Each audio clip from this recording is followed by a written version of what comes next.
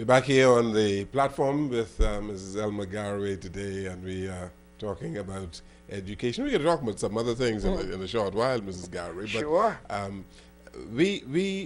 I want to put this to you. There was a leader in our country who said, if you want to hide something from some behavior, put it in a book. Put it in a book. Put it in a book.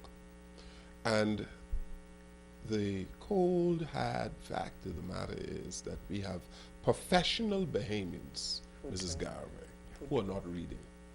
Whether they are lawyers or doctors or engineers or whatever, they do not find the time to read. That's a part of the entire problem, you know, because these are the leaders.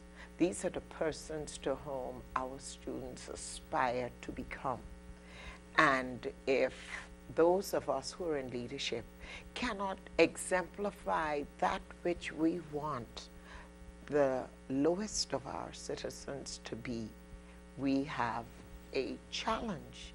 And so it comes to what do we call the press? The fifth estate? The fourth estate. The fourth estate. Yes. I think it is a responsibility of the fourth estate to do something about raising the awareness, Well, we've addressing the challenges. Well, this company has tried. We've done a whole lot of books. And the books are wonderful. I want to commend you. Thank you. Over the years. Yes.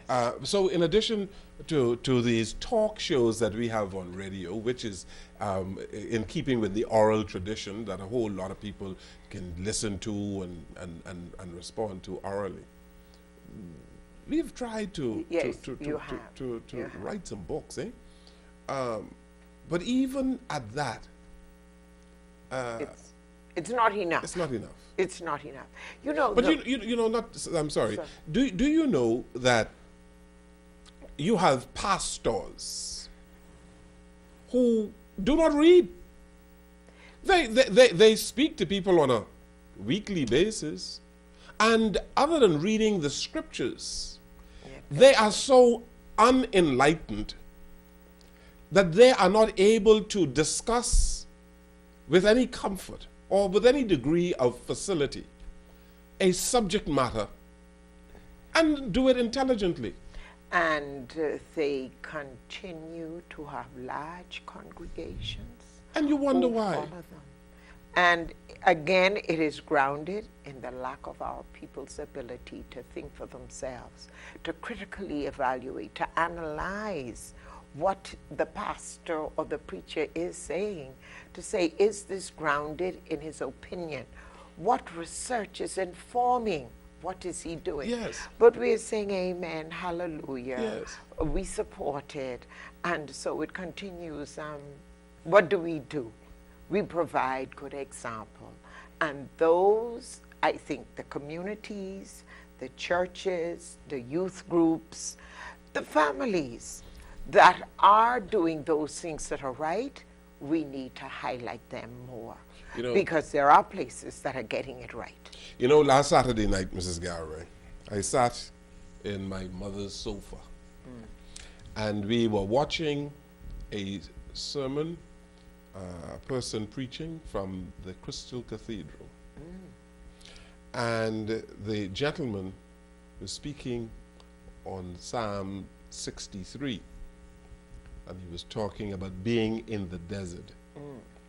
And he had me eating out of the palm of his hand because he was well prepared. Obviously, this is an erudite man. Yes. Okay? Mrs. Garraway, you were able to connect and appreciate what this gentleman was about. That's right.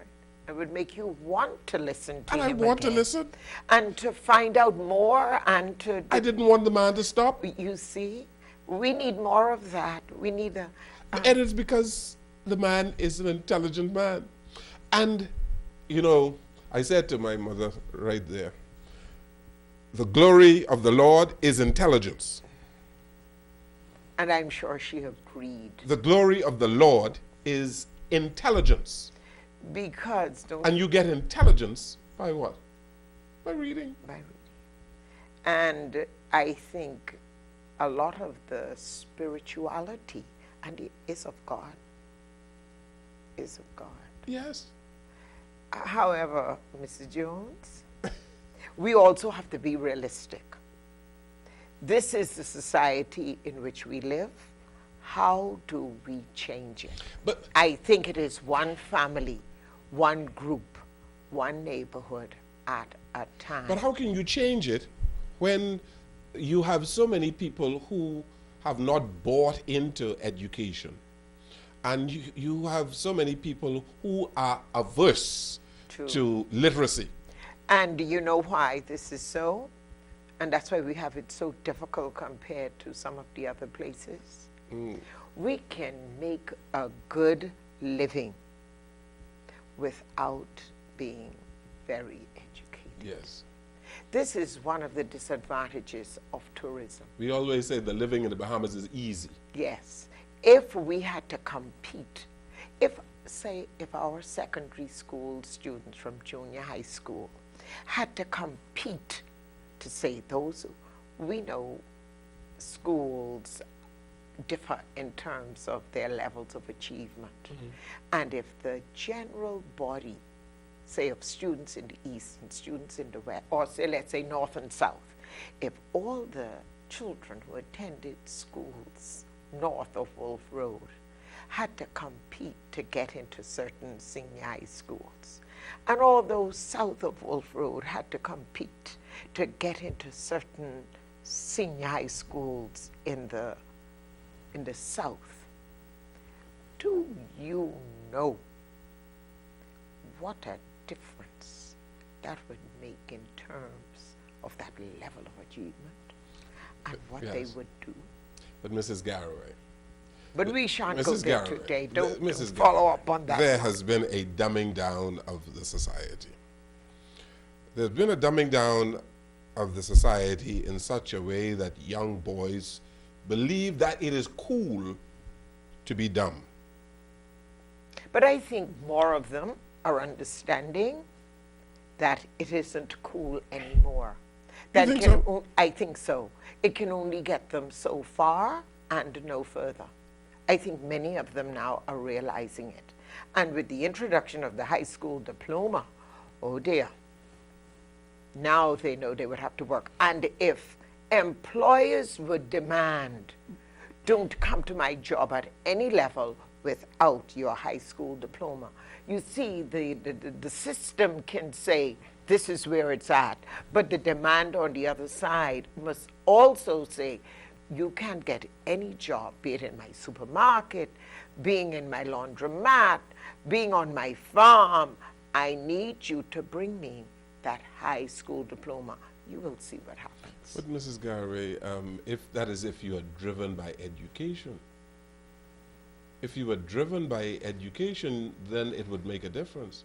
But if you are driven by dollars and cents and sex, it wouldn't make a difference. But you know, I think more employers are realizing that an educated employee base can be for them a more productive person. Yes. I think so. Yes. I hear you. You know, I test packing boys at the supermarket. All the time. And I give them an extra $1. Yes, when they can answer. When they can answer a simple question. And once they know, I always test them to say, do you know what can happen for you at the end of high school if you have 5 BGCSEs, C and above, in mathematics and English? And they would invariably, so the schools are doing some good things. Invariably, they can say they have a scholarship to go to the College of the Bahamas. But Mrs. Garraway, I went outside a supermarket one evening and I told a well-mannered young lad that if you can tell me who is the Minister of Education, I will give you $2 more.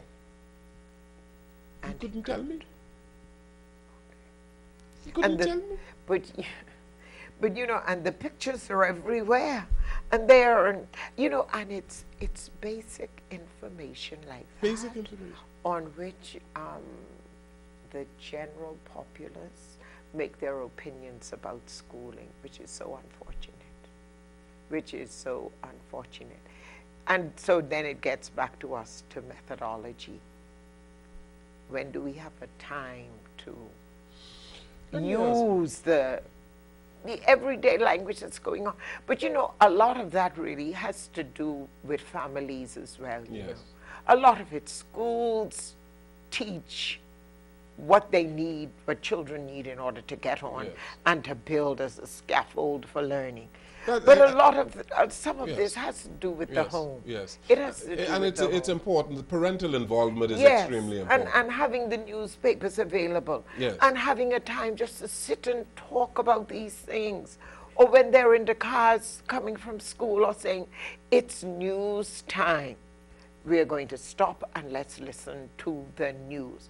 Or just having a time to talk about life in the Bahamas, or where do they want to go, or what is happening, or to say to the young man, you see what's going on, how can you not be a part of it?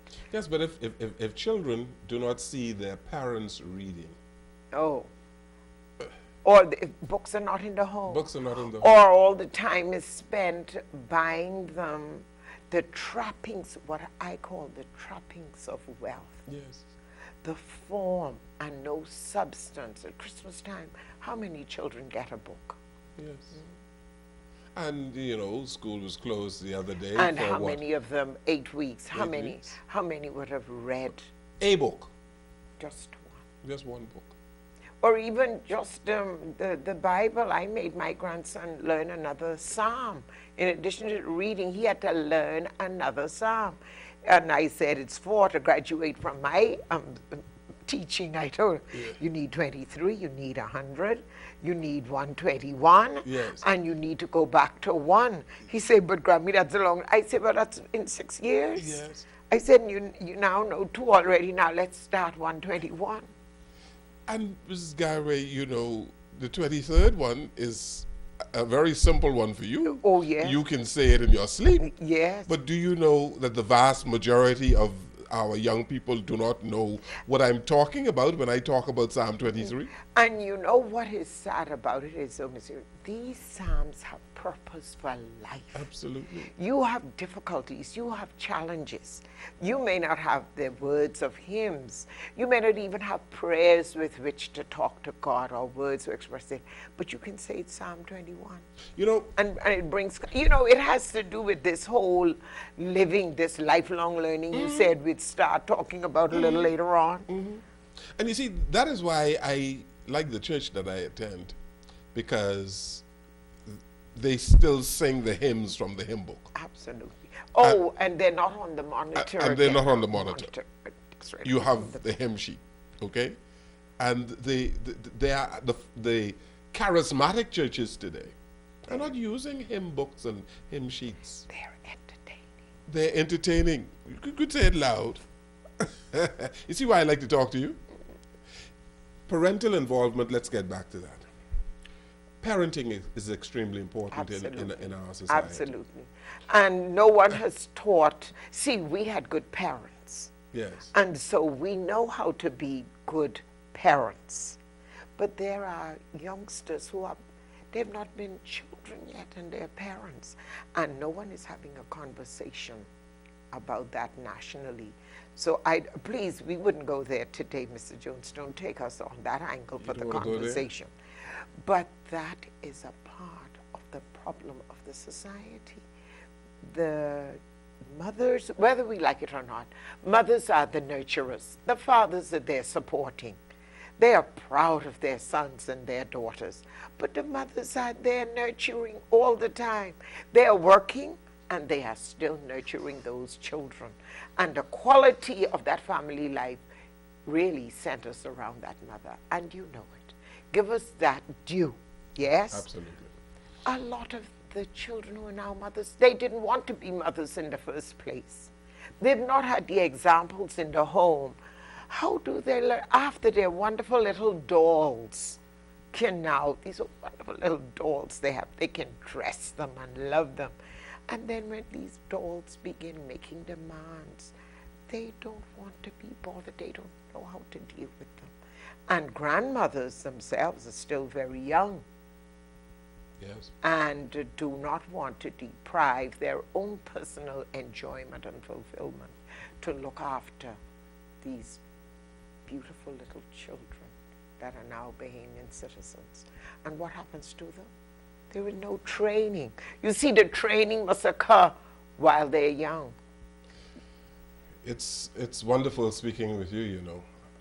And I have a question for you when we return. And the question is whether or not we are on course, whether the nation is on course. Given the pathology that we see before us. Using a medical term today. I want to know whether or not we are on course. Let's take this break, this final break. We'll come right back.